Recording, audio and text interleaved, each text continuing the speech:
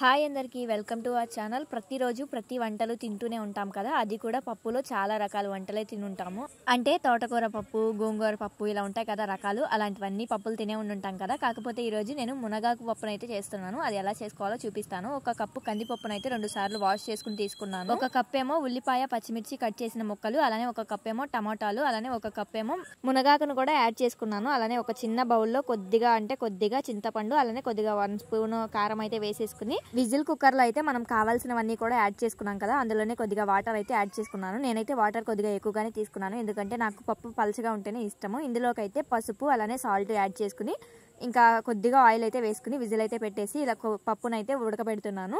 ఉడికిన తర్వాత పప్పు తీసేసి ఇంకా మెదిపేసుకుని తాలింపు పెట్టుకోవడమే. చాలా బాగుంటుంది టేస్ట్ అయితే. మునగాకుని ఇలా ఏదో ఒక డిష్ లో వేసుకుని ఒక వారానికి ఒకసారైనా తీసుకుంటే మన ఆరోగ్యానికి చాలా మంచి ఫలితాలు అయితే ఉన్నాయి. మీరు కూడా ఒకసారి ట్రై చేయండి. పప్పు అయితే చాలా బెస్ట్ కాంబినేషన్ అని చెప్పొచ్చు. మునగాకు పప్పు చాలా బాగుంటుంది, ఒకసారి ట్రై చేయండి. అసలు మునగాకు పప్పు అంటే ఇష్టం లేని వాళ్ళు కూడా చాలా ఇష్టంగా తింటారు. ఒకసారి ఇలా చేసి అయితే పెట్టండి, అస్సలు మర్చిపోలేరు ఆ రుచిని అయితే.